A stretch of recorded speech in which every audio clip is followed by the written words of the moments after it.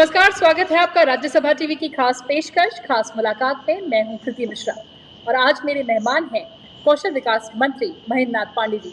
पांडे जी नमस्कार और स्वागत है आपका राज्यसभा टीवी पर। आप हमसे जुड़ रहे हैं वर्चुअल प्लेटफॉर्म के माध्यम से कोविड-19 के जमाने में सोशल डिस्टेंसिंग को ध्यान में रखते हुए। जी धन्यवाद। पांडे जी आज बेहद ही महत्वपूर्ण विजन और मिशन और साथ ही एक बड़ा मैसेज जो प्रधानमंत्री ने दिया, स्किल, रीस्किल और अपस्किल का, क्या है आगे रास्ता? आप जानते हैं कि प्रधानमंत्री जी ने ही पहले जो एक छोटे छोटे विंग के रूप में लेबर और फाइनेंस और हर जगह ये चीज़ें थी एमएसएमई वगैरह में, इन सबको कलेक्ट करके इन्होंने 2014 में जो विभाग गठित किया, क्योंकि प्रधानमंत्री जी का गुजरात के सीएम रहते हुए स्किल पर एक बड़ा तजुर्बेकार नज़रिया रहा। उसको उन्होंने गुजरात को आगे लाने में उसका भी बड़ा बेहतर उपयोग किया। तो प्रधानमंत्री जी हमेशा स्किल पर बल देते हैं और आज आपने देखा अपने इंटरव्यू में किस तरह उन्होंने सहज ढंग से अपने जीवन से जुड़े एक दो एग्जाम्पल के द्वारा स्किलिंग, रीस्किलिंग, अप स्किलिंग को एक ऐसा व्याख्या किया जिसे एक साधारण पढ़ा लिखा, ज़्यादा पढ़ा लिखा और बिना पढ़ा लिखा भी समझ सकता है। तो नज़रिया आगे हमारा पहले से भी प्रधानमंत्री जी के मार्गदर्शन से इस मंत्रालय ने अपने जो सेटअप हैं एनएसटीआई, आईटीआई, जेएसएस के साथ साथ पीएमकेके, पीएमकेवाई सेंटर्स, इनके माध्यम से एक बड़ी अच्छी यात्रा पूरी की है इन 5 वर्षों में। और इस यात्रा में जो पीछे के हमारे अगुआ थे 2014 से 16 तक की बीच में जो पीएमकेवाई पार्ट 1, फिर 16 से 20 पार्ट 2 और फिर 20 से हम पार्ट 3 के साथ अब आपके बीच आने वाले हैं। जो अन्य कदम उठाए हैं कोविड परिस्थिति में भी बड़े अहम रोल हमारे विभाग ने, चाहे वो तरह तरह की इनोवेटिव आइडियाज से कटक, पूना, बुरहानपुर आईटीआई द्वारा लाना हो, चाहे मास्क निर्माण हो, चाहे यूवी सैनिटाइजर हो, इसके साथ साथ सामाजिक सेवा के काम हो, अपने संस्थानों को क्वारंटीन सेंटरों में तब्दील, ये सब तो कर ही रहे हैं। इसके साथ साथ ऑनलाइन कोर्सेज के द्वारा भी 40% तक हम लोगों ने इसमें लोगों को ऑनलाइन कोर्सेज से भी ट्रेनिंग का काम किया है। लेकिन ट्रेनिंग ऐसा विषय है कि पूरी तरह ऑनलाइन नहीं हो सकता। इस नाते से लगभग 60% जो फिजिकल ट्रेनिंग का एस्पेक्ट रखा है, हमारा विषय एमएचए में गया हुआ है। अभी तो फिलहाल उन्होंने अनुमति नहीं दी है। हम आगे भी प्रेयर करेंगे कि हम फिजिकल डिस्टेंसिंग का पूरी तरह पालन करते हुए, ज़रूरत होगी तो अपनी संस्थाओं को 2 शिफ्ट में चलाते हुए और पूरी दूरी रखते हुए हम वो ट्रेनिंग पूरा करेंगे। तो हम उस दिशा में आगे बढ़ रहे हैं। आगे जो 116 जिले माइग्रेंट प्रॉब्लम से जुड़े हैं, उन सब में भी हमको स्वयं पीएमओ के द्वारा निर्धारित इन पावर ग्रुप ने 116 जिले में स्किलिंग का मार्गदर्शन दिया है। लेकिन वहाँ भी हम अपने कोर्सेज डिजाइन करके आगे आ चुके हैं। हमने स्किल मैपिंग जिलेवार पूरे देश के ऐसे 6 राज्यों के 116 जिलों की कर ली है। लेकिन अनुमति मिलते ही हम उनकी शॉर्ट टर्म ट्रेनिंग और साथ साथ पहले से ट्रेंड लोगों को आरपीएल सर्टिफाइड करके उनके स्थिति को मजबूत करने के काम को आगे बढ़ाएंगे। लेकिन अभी अनुमति मिलने पर आगे बढ़ेंगे। लेकिन जो आपने आज प्रधानमंत्री मोदी जी द्वारा लगभग 17-18 मिनट के अपने संबोधन द्वारा युवाओं को विश्व युवा कौशल दिवस के दिन जो संदेश दिया गया है, उसने आज अपने आप बहुत बड़ा बूस्ट किया है इस विभाग की योजनाओं को। और उसका जो आज सोशल मीडिया पर जो ट्रेंड आया है, जो रिफ्लेक्शन है, वो इतना पॉजिटिव है कि हमारी टीम के सारे लोग बड़े उत्साहित हैं और अपनी योजनाओं पर आगे और 4-5 गुनी ताकत से जुटने वाले हैं। जी बिल्कुल, आपने बेहद महत्वपूर्ण बात कही यहाँ पर पांडे जी। लेकिन हम कौशल विकास की जो यात्रा हमने देखा भारत में, अगर हम पिछले 5 वर्षों की बात करें तो किस तरह की उपलब्धियां देखते हैं आप? देखिए, पिछले 5 वर्षों में माननीय नरेंद्र मोदी के मार्गदर्शन में जो ये डिपार्टमेंट बना, अब आप इसको छोटे से कुछ मैं आंकड़े आपको दे देता हूँ। 2014 तक इस देश में केवल 10,750 आईटीआई थी और 68 ईयर के सफ़र में ओनली 10,750 और 5 वर्षों में 5,000 नए आईटीआई। मतलब ये संख्या हमारी 15,000 के पार कर गई 2020 आते आते। 2014 तक हमारे पास केवल 70,000 ही युवा कौशल सर्टिफाइड थे। आज हमारे पास प्रतिवर्ष 1 करोड़ युवा हमारा विभाग प्लस 20 अन्य विभागों, केंद्रीय मिशन, राज्य मिशन लेकर के 1 करोड़ युवा प्रतिवर्ष जुड़ रहे हैं, जो लगभग 5 वर्षों में 5 करोड़ युवा स्किल पर्सन हुए। कुछ रोजगार में गए, कुछ एंटरप्रेन्योर में गए, कुछ अपने हुनर का डेवलप किए, अपनी स्किलिंग से रीस्किलिंग, अप स्किलिंग करके अपने को बेहतर बनाए। तो ये लगभग आज 723 PMKK सेंटर देश के अंदर है। हमारे पहले, आप चूँकि स्वयं एक वरिष्ठ महिला टीवी जर्नलिस्ट हैं, आज हमारे पहले ये लगभग पहले ATI हुआ करते थे। जब हमारा डिपार्टमेंट खुला तो इसने ATIs को इम्प्रूव करके NSTI का रूप दिया, राष्ट्रीय कौशल प्रशिक्षण संस्थान। इसमें केवल 25 ही थे, 8 हमारे इन वर्षों में और बढ़े, और खासकर वोमेन के लिए। तो इसके चलते ये तमाम ऐसी यात्राएं हैं जिसमें अभी हम आज हमारे छोटे बड़े मिला के PMKY सेंटर्स को इंक्लूड करेंगे, PMKK, NSTI, ITI, JSS, तो लगभग 26,000 हमारे छोटे बड़े संस्थान इस देश में कौशल पर कार्य कर रहे हैं। न्यूज इसके रिसीव पर भी काम कर रहे हैं। अभी आपको वर्ल्ड लेवल के 2 IAS Indian institute of skill बनाने की पहल आगे बढ़ चुकी है। मुंबई में कार्य प्रगति पर है, गांधीनगर गुजरात में कार्य प्रगति पर है। मुंबई का शिलान्यास मैंने किया, कोविड नहीं रहता तो अब तक पढ़ाई शुरू हो गई होती पुरानी बिल्डिंग में, बिल्डिंग का काम अलग से चलता रहता। और गांधीनगर में 20 एकड़ गुजरात सरकार ने ज़मीन दिया, वैकल्पिक भवन भी दिया को उसे चलाने को, वहाँ के मुख्यमंत्री ने भी योगदान दिया, विजय रूपाणी जी ने, और साथ में माननीय अमित शाह जी ने स्वयं जा करके शिलान्यास किया। तो और कानपुर के IAS खोलने के कार्य प्रगति पर है। और हमने जो प्रगति की है इसमें in Indian institute of skills के माध्यम से सारे NSTI, ITIs को लिंकअप करके टाटा एजुकेशनल डेवलपमेंट ट्रस्ट और हम मिल के PP में कर रहे हैं। इससे पूरे देश के स्किल इकोसिस्टम को विश्व स्तरीय बनाने की पहल आगे बढ़ चुकी है। ऐसी उपलब्धियां हैं जिससे भारत अंतर्राष्ट्रीय अपेक्षाओं पर भी और बेहतर कारगर सिद्ध होगा। ऐसी अनेक उपलब्धियां इन 5 वर्षों में हैं। लगभग दुनिया के 20 देशों से हमारे MOUs हैं, हम इंटर एक्सचेंज कर रहे हैं। और इसके साथ साथ जर्मनी की तर्ज पर हमने इसमें शुरू किया डुअल ट्रेनिंग सिस्टम, पढ़ाई के साथ ट्रेनिंग और उसके साथ अर्निंग। इस तरह से 2-3 एस्पेक्ट लेके चले। 1000 ITI ऐसे हैं जहां पढ़ने वाले बच्चे, हमने MHRD से इसमें कोऑर्डिनेशन बनाया है, पढ़ाई भी कर रहे हैं, ट्रेनिंग भी कर रहे हैं। हमने इस दौरान ट्रेनिंग और इंडस्ट्री दोनों को एक साथ मिला करके अप्रेंटिसशिप NAPS स्कीम में भी आगे ला करके बहुत से सरलीकरण किया है। आगे इंडस्ट्री फ्रेंडली, अभी जो कोविड के चलते जो परिस्थितियाँ उत्पन्न हुई हैं, जैसे MSE में भी, MSME के लिए बहुत सा योगदान, यहाँ 3,75,000 करोड़ का बूस्टअप दिया है। 20 लाख करोड़ की प्रधानमंत्री गरीब कल्याण योजना में आदरणीय प्रधानमंत्री जी ने, तो उसमें हमारे विभाग ने भी आगे कदम बढ़ाने की पहल की है। हम आगे लेके आने वाले हैं कि इंडस्ट्री फ्रेंडली अप्रेंटिसशिप के और भी सरलीकरण करेंगे, जिससे कि इंडस्ट्री से बच्चों को, नौजवानों को अर्निंग भी हो जाए, इंडस्ट्री को भी एक स्किल पर्सन भी मिल जाए, दोनों का लाभ हो और MSME को बूस्टअप करने में एक स्किल्ड मैन पावर भी सपोर्ट करे। ये अनेक उपलब्धियां हैं। एक बेहतर स्किल इको सिस्टम पूरे देश में बना है, स्किलिंग के प्रति आकर्षण बढ़ा है। स्किलिंग आज नौजवानों की प्रायोरिटी का सब्जेक्ट है। ये नरेंद्र मोदी जी, उनकी सरकार, राजग पार्ट 1 और राजग पार्ट 2 की सबसे बड़ी 5 वर्षों के सफल में देन है।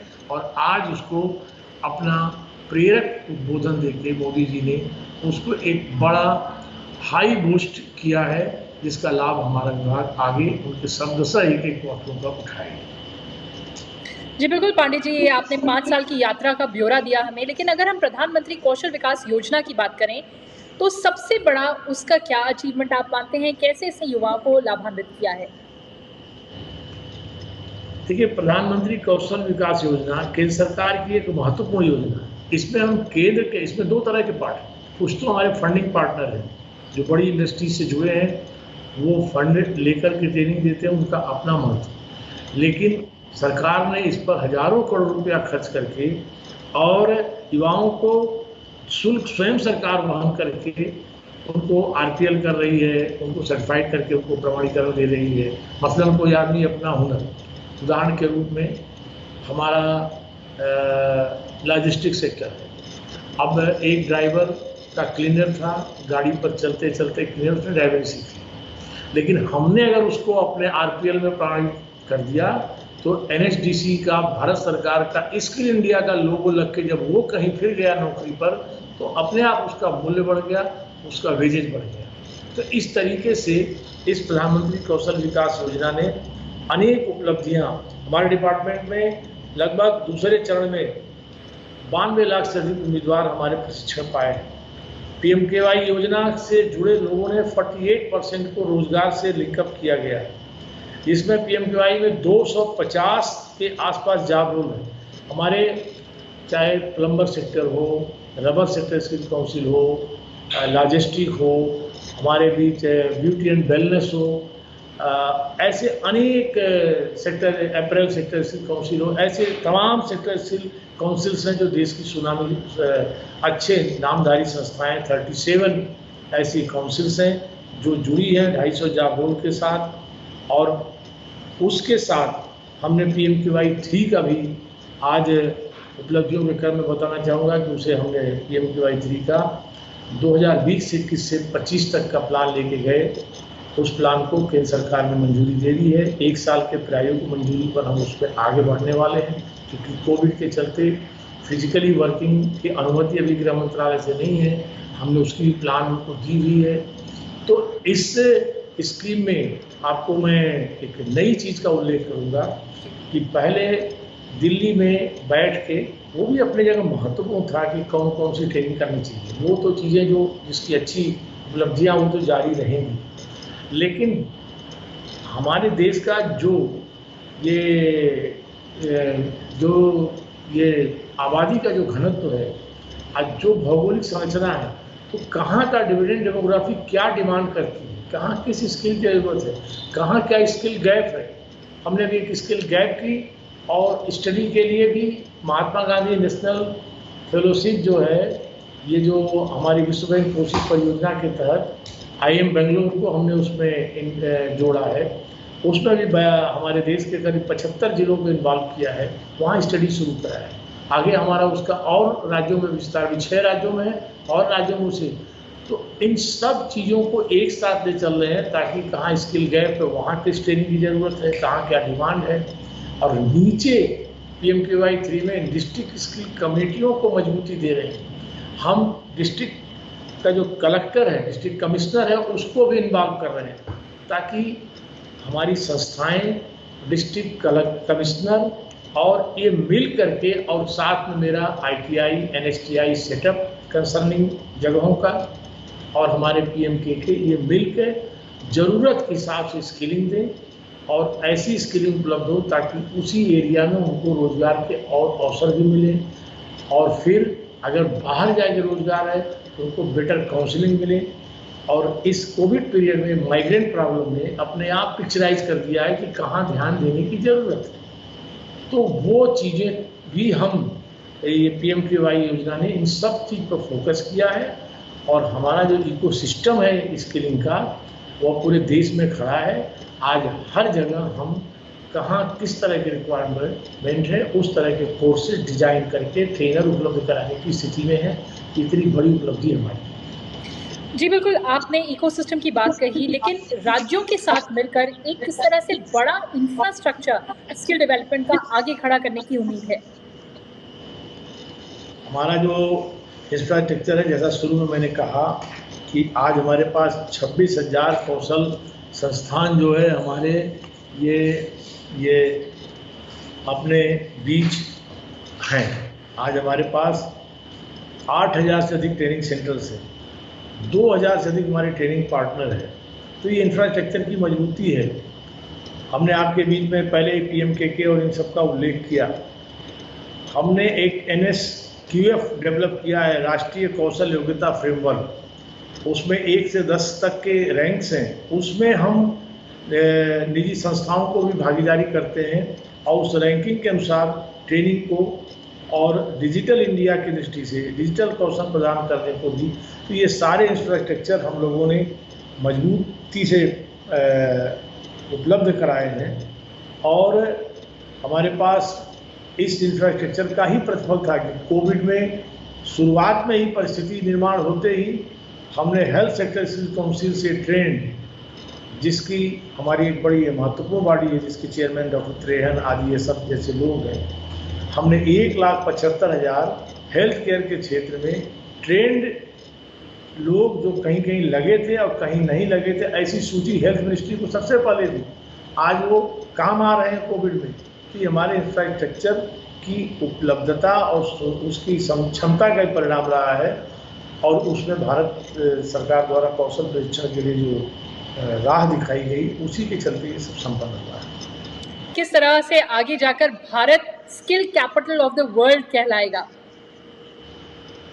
देखिए, भारत सरकार की जो मोदी जी का जो विजन है, उसमें निश्चित तौर से हम 2-3 विषयों पर वर्ल्ड की दृष्टि से भी काम कर रहे हैं। हमारा श्रीलंका से, हमारा जर्मनी से, हमारा ऑस्ट्रेलिया से, UAE से, जापान से हमारा MOU है, हम उसके साथ काम कर रहे हैं। हम जर्मनी के डुअल सिस्टम को भी अपना रहे हैं। हम सिंगापुर के ही पैटर्न पर इंडियन इंस्टीट्यूट ऑफ स्किल्स का कर रहे हैं काम। हम जापान के साथ MOU किए हुए हैं कि कैसे जापानी सीख करके वहाँ ट्रेनिंग लें, वहाँ के हुनर को हमारे देश में उपयोग करें।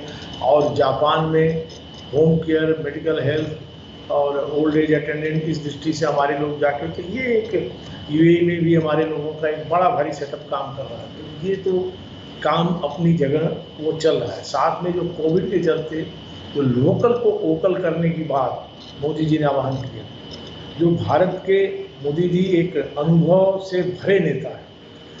प्राचीन भारत में जिस तरह गांव और अर्धशहरी गांव कस्बे आत्मनिर्भर होते थे, सारी ज़रूरत की चीज़ें गांव आसपास ही उपलब्ध होती थी। खेती के लिए यंत्र, बैल, खेती के लिए आवश्यक बीज, सारे संसाधन, कैसे चेक डैम बना करके बांध लोकल लेवल पर बना के पानी का संरक्षण, और किस तरह से व्यक्ति केवल तीर्थाटन, पर्यटन, चिकित्सकीय सहायता या अंतर्राष्ट्रीय व्यापार को छोड़ के सब चीज़ें गांव में उपलब्ध थी। तो ये उसी भारत को, उस भारत को, और आज भी आप देखिए कोविड की परिस्थिति उत्पन्न हुई, प्रवासी श्रमिक, और जिस तरह लोगों का ध्यान कम था, भारत सरकार का मोदी युग का तो ध्यान था।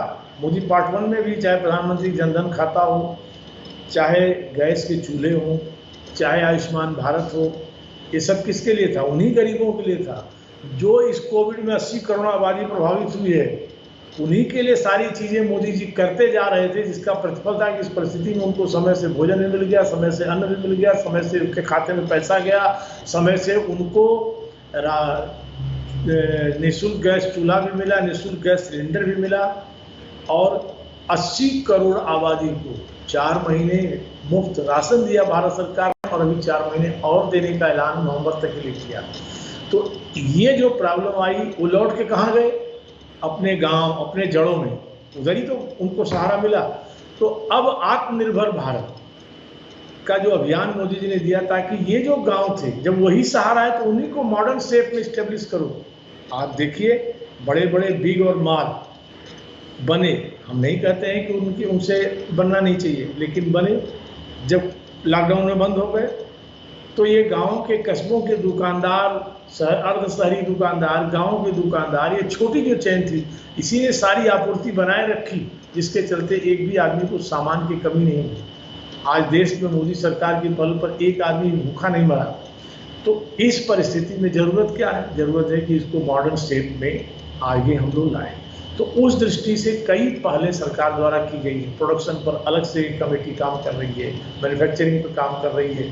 तो ये सब करके अब इसी में से देखना है कि जो वर्ल्ड लेवल पर आपने पूछा कि हम क्या करेंगे, तो जो हमारे विभाग का ये 20 देशों से जो लिंकअप हमारे NSDC ने तमाम ऐसे MOUs किए हैं स्किल डेवलपमेंट डिपार्टमेंट के डायरेक्शन में, उसका लाभ उठाते हुए जो वर्ल्ड चैलेंज इकट्ठा हुआ है, और उस दृष्टि से आत्मनिर्भर भारत में हम प्रोडक्शन का हब और इंडस्ट्रीज क्लस्टर बना करके एक ऐसी परिस्थिति निर्माण करेंगे कि बेहतर, सस्ता, मूल्यवान, गुड क्वालिटी की चीज़ें भारत उसको उत्पादन करे और दुनिया को दे और देश को आत्मनिर्भर बनाए। इसमें हमारा जो स्किल इकोसिस्टम जो लोगों को ट्रेंड कर रहा है, वो उसमें वर्क फोर्स के रूप में काम करेगा और निश्चित भारत सफल होगा। उसके सैकड़ों उदाहरण हैं।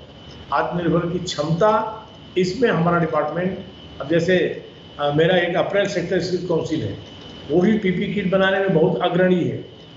हमारे अनेक सेक्टर स्किल हमारे ट्रेनिंग पार्टनर अग्रणी हैं। जो देश पीपी किट एक नहीं बनाता था, आज दुनिया का दूसरा निर्यात सबसे बड़ा पीपी किट निर्माता देश बना है, निर्यातक स्थिति में है।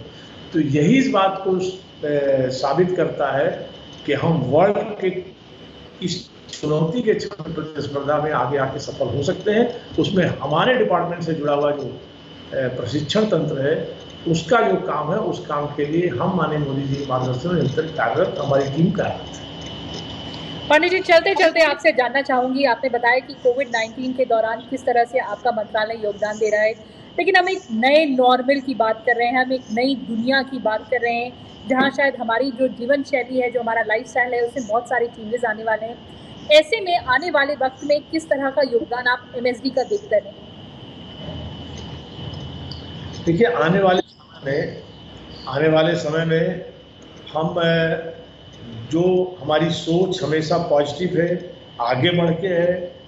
हम चाहते हैं भारत विश्व की कौशल की राजधानी बने, क्योंकि भारत जो आज के लोगों के आकलन के अनुसार हमारी आबादी 60% से एवं युवा आबादी, जहाँ दुनिया की अंदर आबादी बूढ़ी होती जा रही, हमारी युवा आबादी से भरा देश है, जिनके मन में सपने हैं। उस युवा आबादी को अच्छा एजुकेशन मिले, अच्छा वातावरण मिले और अच्छा प्रशिक्षण मिले, ये भारत सरकार का मोदी युग में सदा इस पर पहल है। और इस दृष्टि से हम चाहते हैं कि हमारे लोग कैसे दुनिया के चैलेंज के संग तालमेल बिठा करके, जैसे हमारे लोगों ने सॉफ्टवेयर के क्षेत्र में दुनिया में अपना सिक्का जमाया, हमारे अंदर क्वालिटी है, तो उस दृष्टि से कई अहम पहलें की जा रही हैं। अब जैसे दुनिया से जुड़ने के लिए अभी हाल में हमारे 2 महत्वपूर्ण कदम उठे। जैसे विदेशों से लोग आए, वंदे भारत मिशन के तहत हमारे देश की जहाज विदेशों से लोगों को लेके आ रहे हैं इस कोविड की समस्या में। जब वो आ रहे हैं तो हम उनकी स्किल मैपिंग करा रहे हैं। विदेश मंत्रालय, मेरा मंत्रालय और नागरिक उड्डयन मंत्रालय मिल करके इस काम को अंजाम दे रहे हैं। लगभग अभी मेरी सूचना के अनुसार 21-22 हज़ार लोग इसमें मैपिंग में आ चुके हैं। उनके हुनर को इस देश में सम्मान देना, उनको कोई यहाँ काम करना है तो उसको सहयोग करना, और प्लस उनके हुनर को चाहे ट्रेनर के रूप में, इंस्ट्रक्टर के रूप में उनका उपयोग करना, और फिर उस हुनर से जो विदेशों से सीखे थे, उस विदेश में भारत कैसे प्रतिभागी बन के आगे आ सके, ये स्वदेश स्किल मैपिंग के माध्यम से हम काम कर रहे हैं। अभी देश में हम लोगों ने अभी 4 दिन 5 दिन पहले हमने लॉन्च किया एक असीम पोर्टल। असीम पोर्टल के बारे में बताना चाहूँगा। आत्मनिर्भर भारत का ये अभियान का एक अंग है, वो आत्मनिर्भर स्किल्ड एम्प्लॉयर मैपिंग। ये पोर्टल हमने जो लॉन्च किया है, इसके पीछे है कि जो स्किल्ड पर्सन है वो एक क्लिक पर उपलब्ध रहे, एम्प्लॉयर है उसको एक क्लिक पर स्किल्ड पर्सन मिल सके। ये दोनों की मैपिंग, डिमांड और सप्लाई की एक तरह से मैचिंग करते हुए, तो इससे एक सीखने वाले को भी हमेशा भरोसा रहेगा कि हमें कहीं ना कहीं राह मिल जाएगी, और जिन्हें ज़रूरत है स्किल पर्सन की, उन्हें भी भरोसा है कि हम एक क्लिक पर देश में अपनी ज़रूरत के व्यक्ति ढूंढ सकेंगे। अब ये क्रम बढ़ता जाएगा। तो इस तरीके से हम वैश्विक प्रतिस्पर्धा में वैश्विक लेवल की अपनी ट्रेनिंग सेटअप को तैयार कर रहे हैं, बल्कि अपनी युवा आबादी को सबसे 2 कदम आगे ले जाने की कोशिश कर रहे हैं। जी बिल्कुल पांडे जी, आपने हमसे ये सारी जानकारी साझा की, हमसे आप वर्चुअल प्लेटफॉर्म के द्वारा जुड़े। Thank you so much for talking to Rajya Sabha television sir. बहुत बहुत धन्यवाद, नमस्कार।